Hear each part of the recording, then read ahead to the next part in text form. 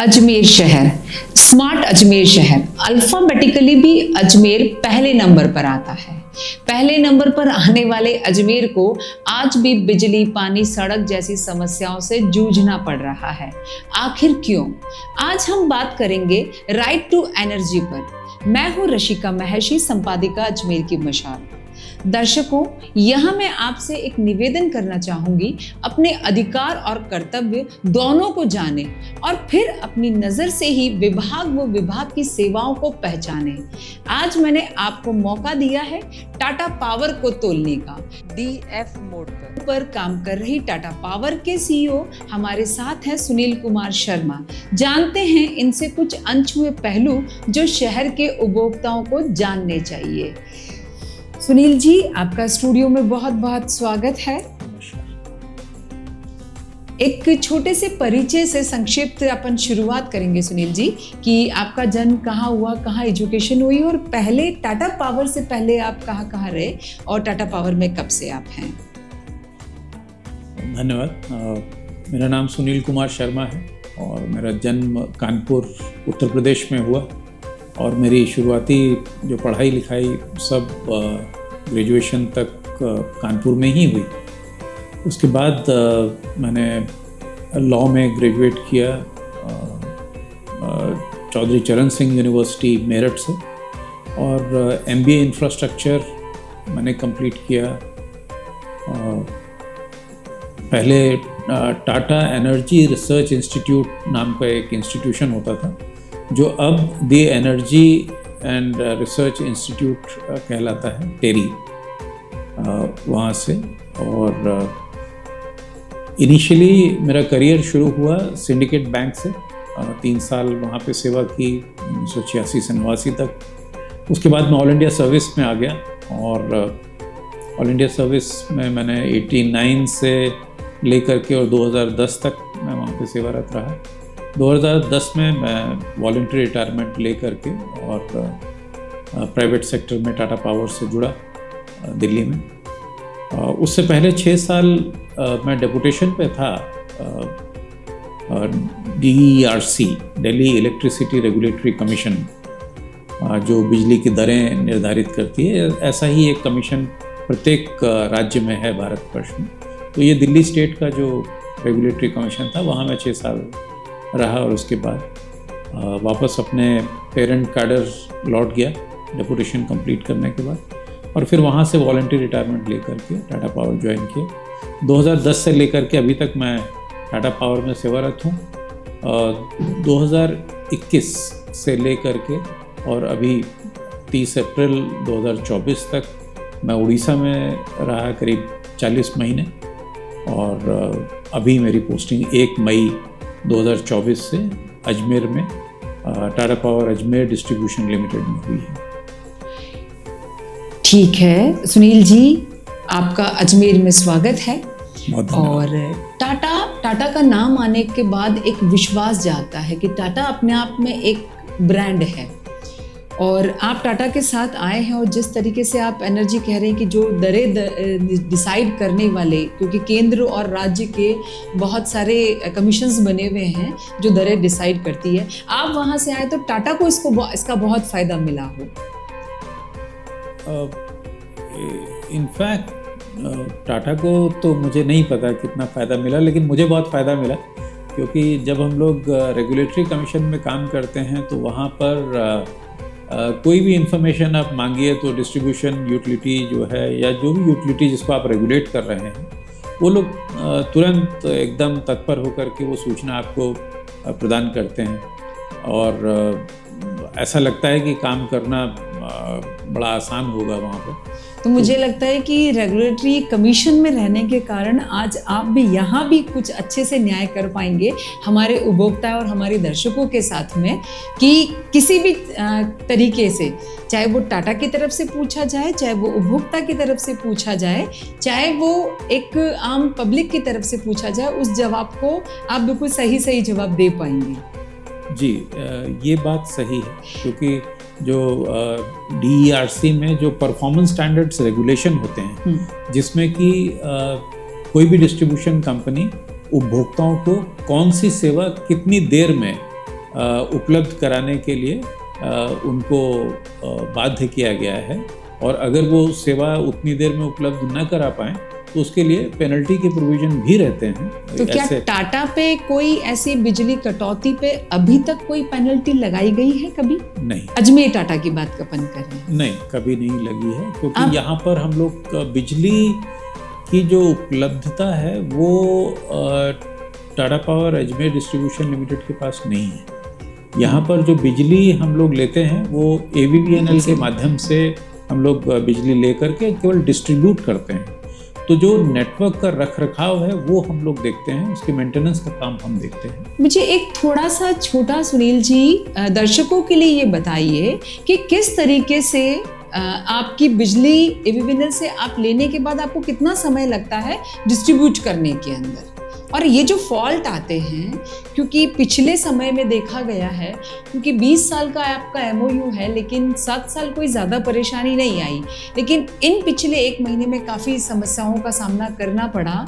तो एक छोटा सा मुझे बताइए कि किस तरीके से डिस्ट्रीब्यूशन होता है, तो आम जनता को ये पता चले कि इतनी जिम्मेदारी का काम टाटा कर रही है, उसके बाद अगर फॉल्ट आता है तो क्या वो सही है या गलत?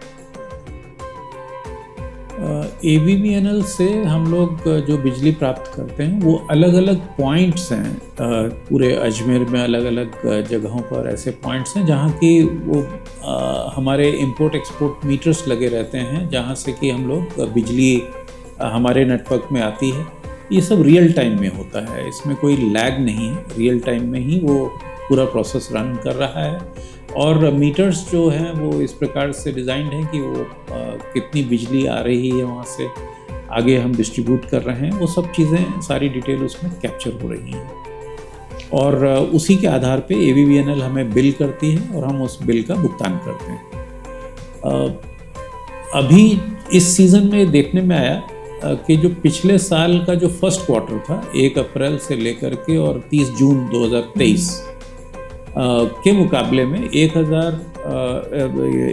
अप्रैल 2024 से लेकर के 30 जून 2024 तक का जो क्वार्टर था उसमें करीब 37% बिजली की अधिक खपत हुई है अजमेर शहर में, और ये काफ़ी बड़ी खपत में जो तब्दीली आई है ये मैं कहूँगा, क्योंकि भारत सरकार के जो हमारा पावर मिनिस्ट्री है उसके अंडर एक इंस्टीट्यूशन आता है, वो सेंट्रल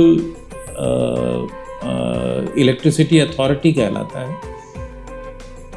वो लोग पूरे देश का जो डेटा है उसको मैनेज करते हैं, और उनके जो ग्रोथ प्रोजेक्शन रहते हैं एनुअली वो 3 से 5% पर एनम की ग्रोथ रहती है बिजली की खपत में पूरे देश में, अलग अलग स्टेट्स में, और स्टेट्स का भी लगभग ग्रोथ पैटर्न इतना ही रहता है। कहीं पर बहुत ज़्यादा हो गया तो 7-8% तक चला जाता है, पर आपका बहुत ज़्यादा हो गया, लेकिन यहाँ पर देखने में आया कि बहुत ज़्यादा रहा।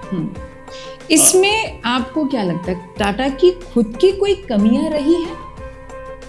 नहीं, इसमें क्योंकि देखिए जो रेगुलेटर हैं जो नियमावली तय करते हैं बिजली सप्लाई को लेकर के, वो भी इस बात को मानते हैं कि सेल ऑफ पावर जो है वो एक अनकंट्रोलेबल पैरामीटर नहीं है, लेकिन जिस तरीके से पता है कि गर्मी आने वाली है तो उसके लिए कुछ प्री प्लान भी आप लोग करते हैं?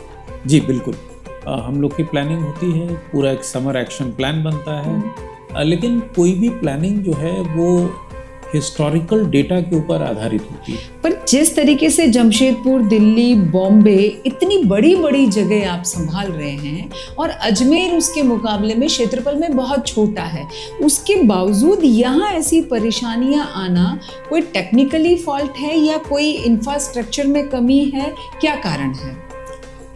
ये साल जो गया है ये डिस्ट्रीब्यूशन इंडस्ट्री के लिए ओवरऑल बेसिस पे बहुत टफ गया है, क्योंकि इस साल में लगभग 40 दिन नॉन स्टॉप टेम्परेचर जो है वो 45 डिग्री या उससे अधिक रहा है। ऐसी हीट स्पेल हमने पहले नहीं देखी है, और इस हीट स्पेल ने हम लोग की कैपेसिटी को, डिस्ट्रीब्यूशन इंडस्ट्री की कैपेसिटी को टेस्ट किया है। ऐसे में जो इंफ्रास्ट्रक्चर है वो कॉन्स्टेंटली अंडर प्रेशर रहता है, और यहाँ तक कि देखने में आया कि रात का टेम्परेचर जो है वो 35 डिग्री या उससे भी अधिक रह रहा है, जिससे कि जो इंफ्रास्ट्रक्चर बिजली सप्लाई में इस्तेमाल हो रहा है वो कॉन्टिन्यूसली अंडर स्ट्रेस है, उसको रिलीफ नहीं मिल रहा है, और ऐसे में ब्रेकडाउन्स होना, ट्रिपिंग्स होना स्वाभाविक है। तो ये भी स्वाभाविक है कि जो कंज्यूमर्स की जो शिकायतें आ रही है, क्या सच में उस पर काम नहीं हो पा रहा है पूरा 100%? नहीं, ऐसा नहीं है, क्योंकि जो भी कंप्लेंट्स आ रही हैं उन कंप्लेंट्स को हम लोग निरंतर 24/7 हमारी टीम्स फील्ड में रहती हैं, और वो तुरंत जा कर के कंप्लेंट्स को अटेंड करती हैं।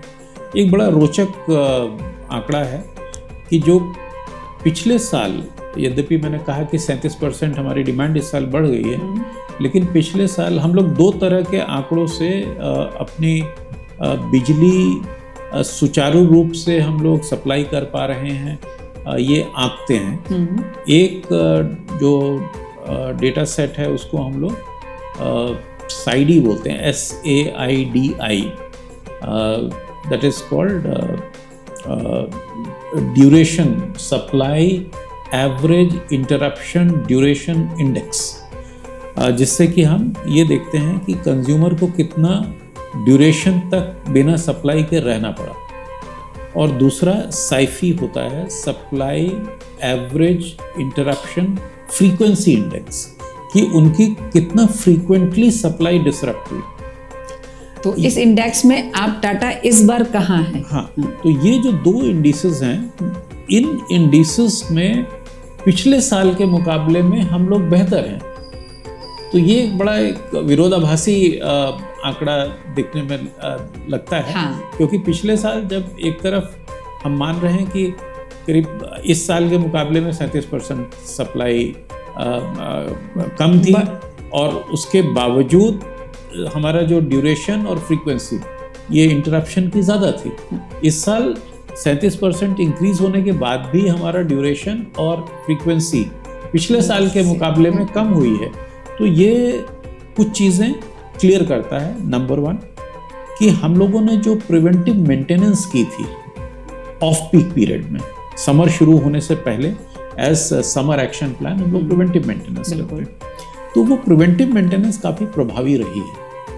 अन्यथा ड्यूरेशन भी बढ़ता और फ्रीक्वेंसी भी बढ़ती। ये इंडेक्स जो इस साल आपने चेक किया है, तो पिछले 7 सालों में हर बार आप चेक करते हुए आ रहे होंगे, ये अपने आप में एक एनालिसिस है टाटा का। तो पिछले 7 सालों में भी कभी ऐसा हुआ कि लोड बढ़ा और उसके बावजूद भी नहीं, ऐसा ट्रेंड देखने में नहीं आया। पहली बार ऐसा पहली बार हुआ है। तो ये एक सुखद अनुभव कहना चाहिए हमें कि इस साल ये अजमेर वासियों के लिए सुखद अनुभव है कि टाटा अच्छे से काम कर रहा है, क्योंकि हम लोग की जो प्रिवेंटिव मेंटेनेंस है वो प्रभावी रही है। ये इससे हम लोग एसेस कर सकते हैं। एक सुनील जी, मैंने कई बार सुना है प्रेस कॉन्फ्रेंस में भी और लोगों से भी नाम से LT और HT होता है, ये है क्या, और टाटा के आप लोग कैसे इसमें काम करें, कितने लोग काम कर रहे हैं? क्योंकि जब भी कोई क्वेश्चन मार्क आता है वो एक ही बात पूछते हैं। कुछ आजकल सवाल आपसे पूछे भी गए हैं बड़े लेवल पे। जी, तो HT हाई टेंशन और लो टेंशन कैसे डिसाइड होता है?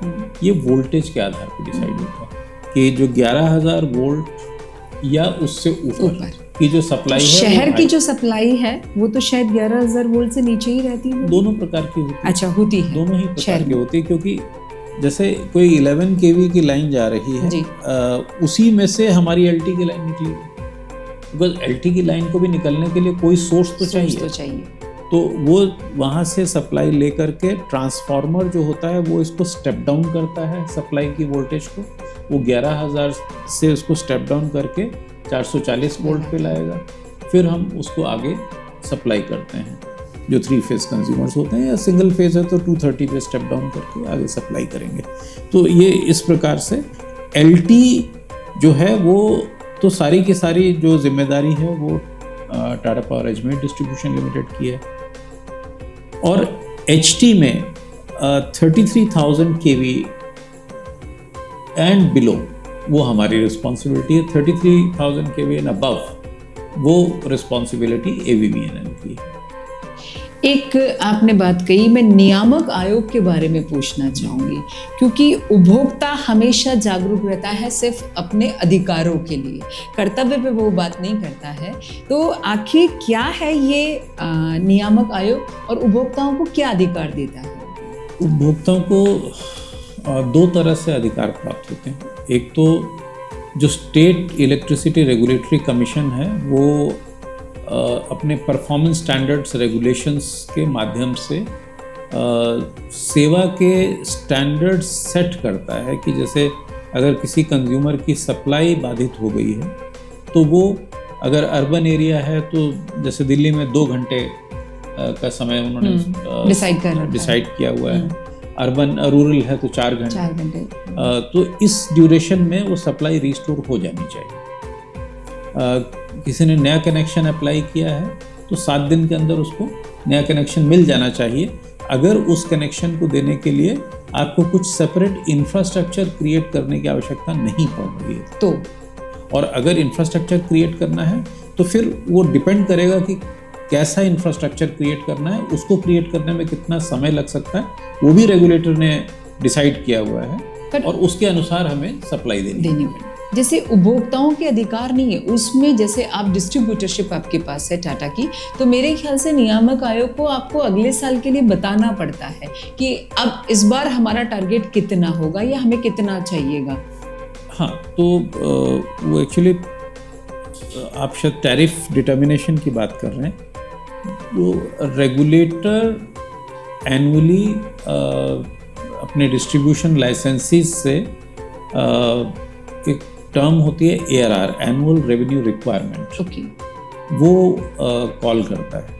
तो जब वो इनविटेशन आता है रेगुलेटर के पास से तो डिस्ट्रीब्यूशन कंपनीज अपने आने वाले साल में उनके टोटल खर्चे और किस मद में कौन सा खर्चा कितना होने वाला है वो पूरी डिटेल सबमिट करते हैं। अच्छा, तो ये डिटेल तो अलग हुई। मुझे ऐसा लगा था कि शायद बिजली से रिलेटेड सिर्फ पैसा आप बताते होंगे कि हमें इतना अब इस बार से, समझ लीजिए इस बार आपने 10,000 करोड़ रुपए लिया कि नियामक आयोग को कहा कि इस बार की हमारी 2023-24 में 10,000 करोड़ का खर्च हुआ, तो अगली बार के लिए पहले से आपको टैरिफ बताना होगा। तो शायद बिजली वाला नहीं, इसमें सब कुछ आता है। सब कुछ आता है, वो एक अलग एक चीज इसमें बिजली कनेक्शन की अपन बात कर रहे थे, तो ये अनऑथराइज एरिया के अंदर बिजली कनेक्शंस कैसे मिल जाते हैं?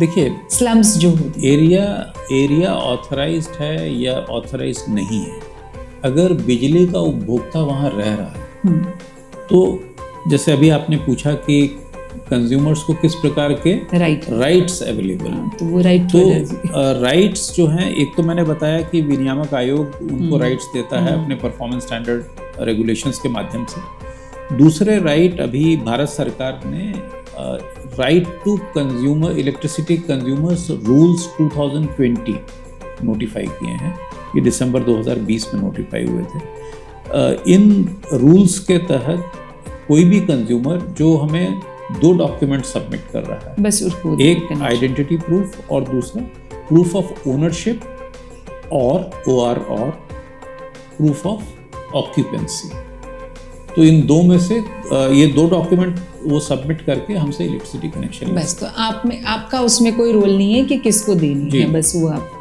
तो अगर वो ऑक्यूपेंसी अपनी प्रूव कर रहा है, उसके पास एक झुग्गी है, उसके आधार कार्ड उसके पास बना हुआ, उसका वोटर आई कार्ड है।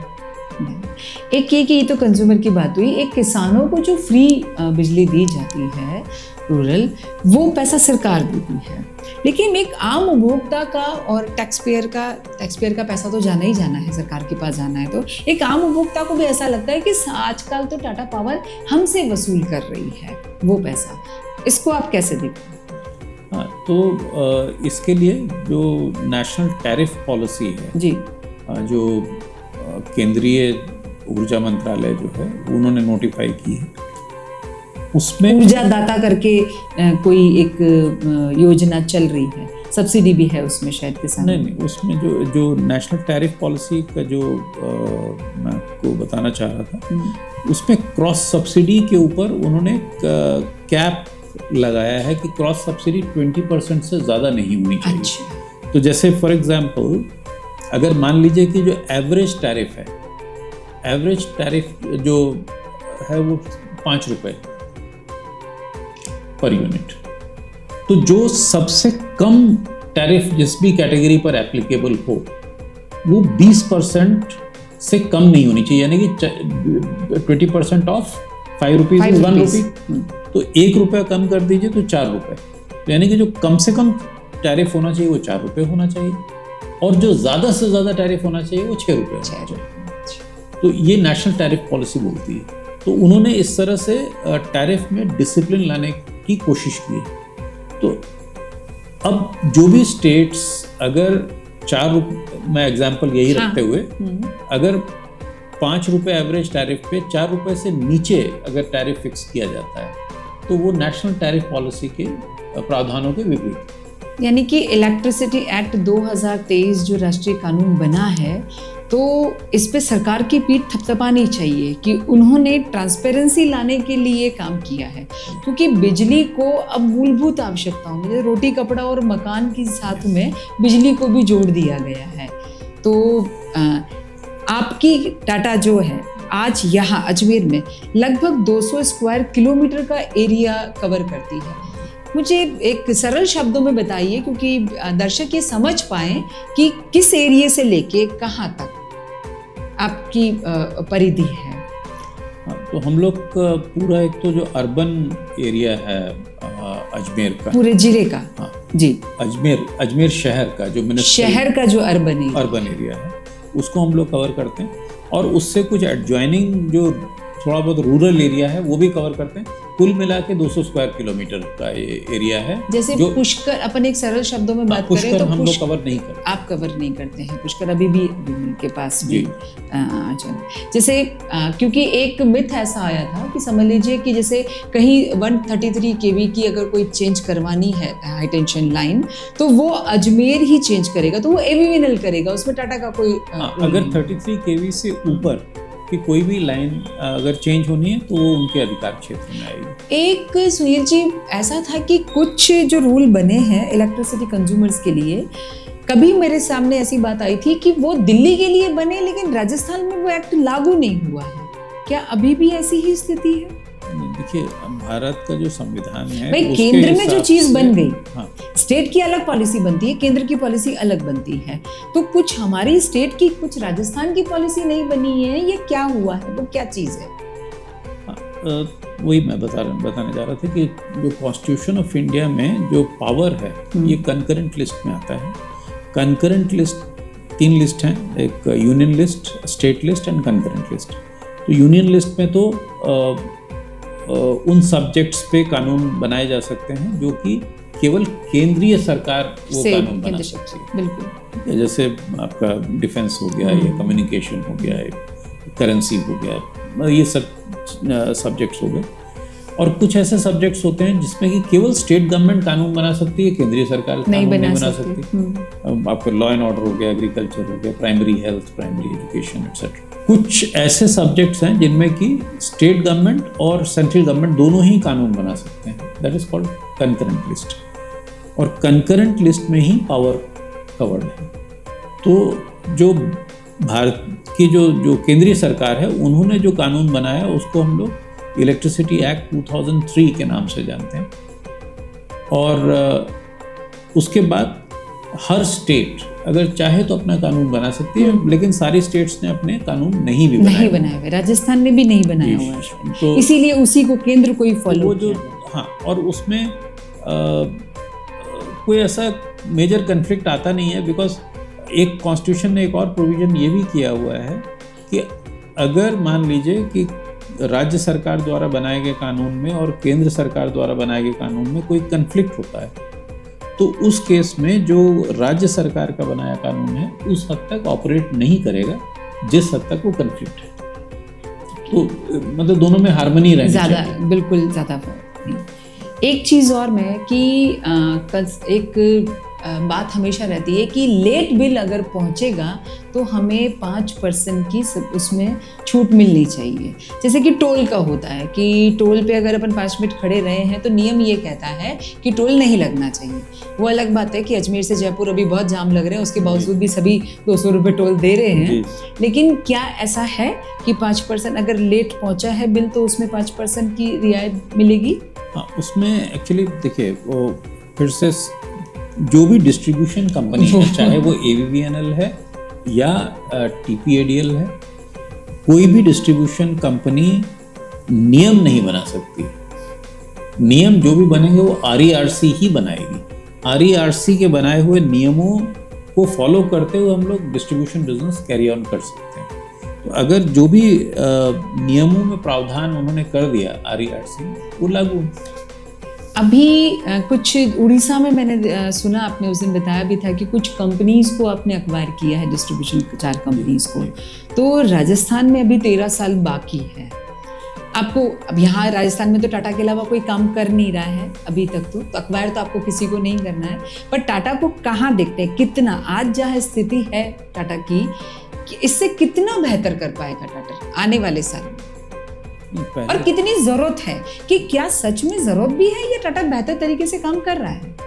पहले तो थोड़ा सा स्पष्ट करने की आवश्यकता है कि जिस मॉडल पे हम लोग काम कर रहे हैं अजमेर में, ये DF मॉडल का रहता है, डिस्ट्रीब्यूशन फ्रेंचाइज। 2008 में इस DF मॉडल को PPP मोड पे देने के लिए बनाया था।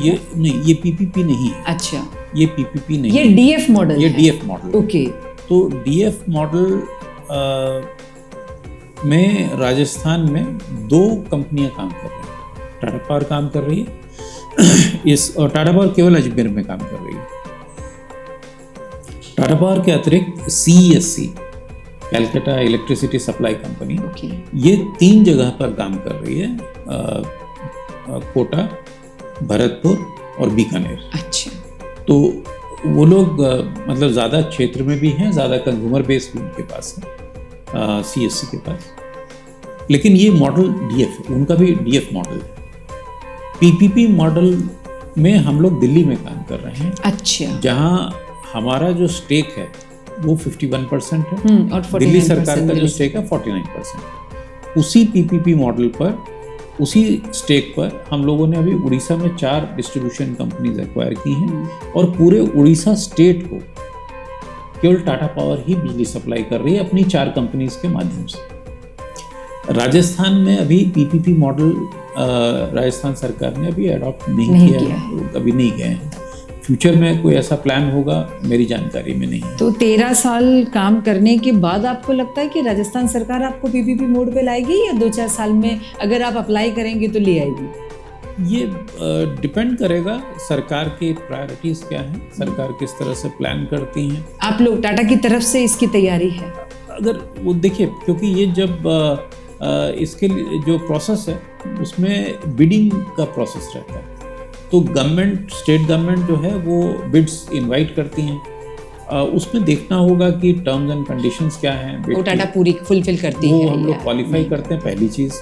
दूसरी चीज़, जो कॉम्पिटिटिव बिडिंग की टर्म्स कंडीशंस क्या हैं, वो हमें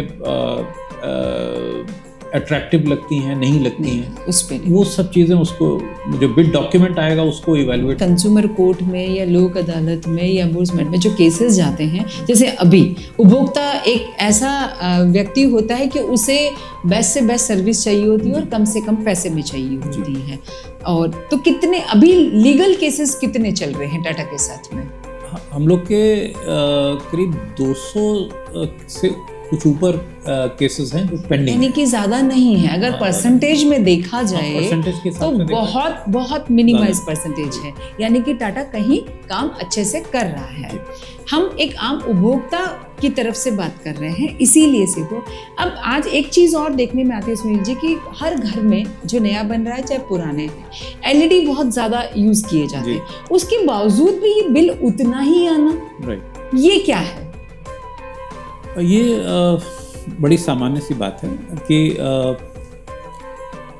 जो लाइटिंग लोड है ये बहुत कम हो गया, ना के बराबर हो गया, क्योंकि LED जो है वो एक जो पुराने इनकैंडेसेंट बल्ब्स हम बोलते थे उनको, वो 100 वाट का एक बल्ब भी शायद इतनी रोशनी नहीं देता था जितनी एलईडी का 11 वाट का एक आराम से बल्ब देता है। तो अब अगर आप एक 11 वाट का बल्ब जला रहे हैं तो 1/10 एनर्जी यूज़ कर रहे हैं और लाइटिंग शायद उससे बेटर है। लेकिन दूसरी तरफ अगर आप देखें तो बहुत सारे इलेक्ट्रिकल गैजेट्स हमारे हाउस होल्ड में ऐसे आ गए हैं जो पहले नहीं थे।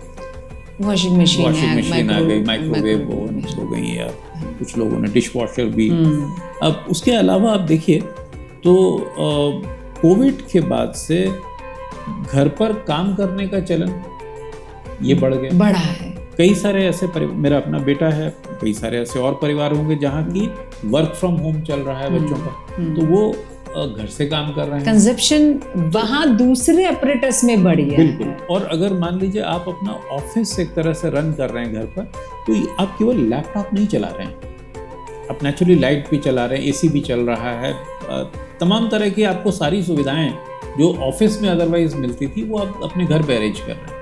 तो कुल मिलाकर के कंजम्पशन जो है बहुत सारे कारणों से बढ़ी है। आपने एक बात बताई कि 200 कंज्यूमर्स ने आप टाटा के साथ में कानूनी कार्रवाई चलाई। टाटा ने पिछले इतने समय में कितने लोगों पे कार्रवाई की है या एफआईआर दर्ज करी है, या कितने केसेस ने? वो हजारों में होंगे, मुझे पता है। तो जैसे जब हम लोग थेफ्ट केस बुक करते हैं तो थेफ्ट केस में जो लॉ का प्रोविजन है that it is a compoundable offence, तो उसमें हम कंपाउंडिंग कर सकते हैं। तो कंज्यूमर एक सेटलमेंट के लिए आ सकता है अगर वो फर्स्ट टाइम मतलब उनको पकड़ा गया है, तो एक सेटलमेंट हम उनसे करते हैं कि ठीक है ये इतना आपका ये थेफ्ट बिल है, आप ये पे कर दीजिए। एंड उसमें 2 तरह की लायबिलिटीज़ बनती हैं। एक तो जो बिजली चोरी की वजह से उन्होंने नुकसान पहुंचाया है वो रिकवरेबल है। दूसरा, चोरी is also a criminal offence, तो वो अपने क्रिमिनल ऑफेंस को ये कमर्शियल पार्ट पे करके कंपाउंड करा सकते हैं। लेकिन इस कंपाउंडिंग में भी मैंने देखा है कि उपभोक्ता एवीवीएनएल के पास जाता है, वहां से 50% करवा के लाता है, और टाटा उसके बाद भी 50% जब एवीवीएनएल कहने के बाद भी कई बार ऐसा होता है कि उसको 25% कर देता है। ये क्या प्रोसेस है? हाँ, तो जैसे नॉर्मली क्या है कि हम लोग कंज्यूमर को चोरी के केसेस में कोई रिबेट नहीं देते, देनी भी नहीं चाहिए, क्योंकि उसने तो ऑलरेडी इतना नुकसान सिस्टम को कर दिया है। हाँ। लेकिन फिर भी क्योंकि हम लोग एवीवीएनएल के लाइसेंसी हैं, उन्होंने अपना कुछ क्राइटेरिया बना रखा है जिसको कि वो स्वयं भी फॉलो करते हैं। अगर उसी क्राइटेरिया से जो कंज्यूमर्स एवीवीएनएल के हैं उनको अगर कोई लाभ प्राप्त हो रहा है और वही लाभ अगर वो टाटा में लेना चाहते हैं, टाटा के द्वारा जो एरिया सर्व हो रहा है वहाँ रहने वाले कंज्यूमर्स को एक्सटेंड करना चाहते हैं, तो हम लोग उनकी बात मान लेते हैं और उनको कंज्यूमर्स को वो बेनिफिट दे देते हैं। अब एक बात और, टाटा में सबसे ज़्यादा, क्योंकि अब देश जो है वो डिजिटलाइजेशन की तरफ जा रहा है, हर चीज़ डिजिटल हो गई है, हमें सब कुछ एक्यूरेसी से चाहिए। तो हम एक आम उपभोक्ता होने के नाते मुझे बिल तो नहीं चाहिए, मीटर तो नहीं चाहिए इलेक्ट्रिकल, लेकिन बाकी सब कुछ डिजिटली चाहिए, और बहुत आसान भी हो गया है डिजिटली। आज हम यहाँ बैठ के बात कर रहे हैं, ये हम हज़ारों लाखों लोगों से बात करेंगे और वो डिजिटल का ही कमाल होगा। तो इस पर्टिकुलर डिजिटलाइजेशन पे टाटा क्या क्या काम कर रही है? जी, ये बहुत अच्छा क्वेश्चन है उपभोक्ताओं के लिए विशेषकर। जैसे कि हम लोग का ये पहला प्रयास ये रहता है कि जितनी बिजली हम सप्लाई कर रहे हैं कंज्यूमर को, न उससे अधिक और न उससे कम के लिए हम उसको बिल करें। तो वो कैसे संभव है? वो अगर जो सेंट्रल इलेक्ट्रिसिटी अथॉरिटी है, जो मीटर के लिए रेगुलेटरी बॉडी है, उन्होंने पूरे देश के लिए, पूरे देश में हर एक डिस्ट्रीब्यूशन यूटिलिटी के लिए ये कानून तय कर दिया है, नियम तय कर दिया है कि जितने भी मीटर होंगे वो स्टैटिक टाइप के होंगे। स्टैटिक का मतलब इलेक्ट्रॉनिक टाइप के होंगे, तो हम लोग वो मीटर्स यूज़ करते हैं। दूसरा, जैसे कि कोई कंज्यूमर कंप्लेंट करता है तो कंप्लेंट वो कॉल सेंटर में करते हैं। कॉल सेंटर में जो सॉफ्टवेयर हम यूज़ कर रहे हैं कंप्लेंट मैनेजमेंट के लिए, अगेन इट इज़ कंप्यूटराइज्ड, और वहाँ फिर डिजिटल तरीके से हम लोग कंप्लेंट्स को मैनेज कर रहे हैं। उसके बाद जब कंप्लेंट वहाँ रिसीव हो गई और अब वो उसको फील्ड में हमें रिले करना है, अगेन वो फ़ोन के माध्यम से जा रही है, मेल के माध्यम से जा रही है, SMS के माध्यम से जा रही है, अगेन डिजिटल कनेक्ट। जो लाइनमैन जो अपने मोबाइल हैंडसेट पर उस कंप्लेंट को रिसीव कर रहा है, वो वहाँ जा कर के फिजिकली उस कंप्लेंट को अटेंड करता है और डिजिटली वापस इन्फॉर्म करता है कॉल सेंटर को कि मैंने रिमूव हुई है नहीं, ठीक कर दी। कॉल सेंटर वापस कंज्यूमर के संपर्क में आता है in certain sample cases about 10% कि आपकी कंप्लेंट आई थी, आप कंफर्म करें कि आपकी कंप्लेंट संतोषजनक तरीके से ठीक हो गई है, अगेन डिजिटल। सो जितना भी जो कंप्लेंट मैनेजमेंट सिस्टम है ये डिजिटलाइज्ड है। सेकेंडली जो बिलिंग पक्का जो पार्ट है, हमारा जो मीटर रीडर जा रहा है वो वहाँ से रीडिंग लेके आ रहा है, वो डिजिटली उसको कैप्चर कर रहा है मीटर से, डिजिटली ही वो बिल में कन्वर्ट हो रही हैं वो रीडिंग्स। रीडिंग के बाद हम लोग कंज्यूमर को अगर चाहें तो ये टेक्नोलॉजी अवेलेबल है कि हम उसको व्हाट्सएप पे भी बिल दे सकते हैं, उसको प्रिंटेड भी दे सकते हैं, SMS के थ्रू भी लिंक बना करके भेज सकते हैं, मेल पे भी दे सकते हैं। ये सब चीज़ें डिजिटलाइज्ड हैं। इवन जो हम लोग जो अपने इंटरनल एक्शंस लेते हैं जो जिसमें कि कंज्यूमर का कोई कनेक्ट नहीं है, वो सारा का सारा काम डिजिटलाइज्ड है। सो विदाउट डिजिटलाइजेशन तो कोई भी शायद काम इमेजिन ही नहीं किया जा सकता आज के युग में। लेकिन ग्रामीण परिवेश और जो हमारी इंडिया की जो स्थिति है, क्योंकि डिजिटलाइजेशन अभी भी उस लेवल पे नहीं आया है, शायद इसीलिए लोगों को ये या उपभोक्ताओं को ये समझ नहीं आ रहा है कि टाटा किस तरीके से काम कर रही है। और मुझे लगता है कि इस डिजिटलाइजेशन को अपनाकर और लोगों को काम में लेना चाहिए। शायद मैंने एक अटेंड की थी और एक बार मैंने भी की है, आप लोगों ने एक व्हाट्सएप नंबर भी निकाल रखा है डिजिटली कि आप उस पर शिकायत कर सकते हैं। कुछ डिजिटल बिल्स पे करने के लिए भी आप लोगों ने शायद कुछ योजनाएं कर रखी है कि गिफ्ट्स वगैरह उनको देना, यानी कि टाटा चारों और से पूरे प्रयास पे है कि अजमेर वासियों को जिस तरीके से अजमेर को जगमग रखा जाए उस तरीके से उनके दिल को भी जगमग रखा जाए और उनको डिजिटली प्रमोट किया जाए। तो दर्शकों, ये थे आज मेरे साथ सुनील जी, और अब सुनील जी से अपन ये जानते हैं कि टाटा पावर वाले दर्शकों से क्या चाहते हैं। सुनील जी, मुझे ये बताइए कि आपकी क्या उम्मीदें हैं कि उन्हें क्या करना चाहिए दर्शकों को। धन्यवाद मैम, आपने ये अपॉर्चुनिटी दी। मैं सभी दर्शकों से सबसे पहले तो एक अपील करना चाहूँगा कि आप सभी लोग सदैव सुरक्षित रहें। बिजली जहाँ हमारी सेवा करती है, हमारे घरों को जगमग रखती है, हमारे तमाम काम आती है, वहीं पर एक खतरा भी पैदा होता है बिजली से, तो आप उसके प्रति सदैव जागरूक रहें। हम मॉनसून में आपकी सुरक्षा के लिए तमाम तरह की ड्राइव्स लॉन्च करते हैं। आप भी अगर कहीं पर करंट लीकेज देखते हैं तो प्लीज़ आप हमें हमारे कॉल सेंटर के नंबर पर या हमारे व्हाट्सएप के नंबर पर आप हमें सूचित करें। हम तुरंत सारा काम छोड़ करके इस तरह की करंट लीकेज की कंप्लेंट्स को पहले अटेंड करते हैं, क्योंकि इसमें जान माल के लोगों के नुकसान का खतरा बना रहता है। तो इससे ऊपर कुछ भी नहीं आता है प्रायोरिटी में। दूसरा, आप लोग बिजली कम से कम प्रयोग करें। कम से कम का मतलब ये नहीं कि जहाँ आवश्यक है वहाँ प्रयोग न करें। कम से कम से मतलब है कि आप एनर्जी एफिशिएंट डिवाइसेस को यूज़ करें, LED को यूज़ करें रोशनी के लिए, जिसमें कि बिजली की खपत कम होती है, रोशनी ज़्यादा होती है। 5 स्टार इक्विपमेंट यूज़ करें जो स्टैंडर्डाइज्ड हैं। ISI इक्विपमेंट के अतिरिक्त और कोई इक्विपमेंट यूज़ न करें जिससे कि आपकी जान को कोई खतरा न पैदा हो, और इससे आपका बिल भी कम आएगा और जो क्वालिटी ऑफ यूसेज आपकी इम्प्रूव करेगी। कम बिल आएगा तो आपको उसको पे करने में आसानी होगी, डिफ़ॉल्ट नहीं होगा, आपकी बिजली का भी सप्लाई बाधित नहीं होगी। ये तमाम सुविधाएं आप उससे प्राप्त कर सकते हैं। मैं आपसे ये भी निवेदन करूंगा कि आज की तारीख में हर व्यक्ति का बैंक अकाउंट है, हर व्यक्ति स्मार्टफोन इस्तेमाल कर ही रहा है।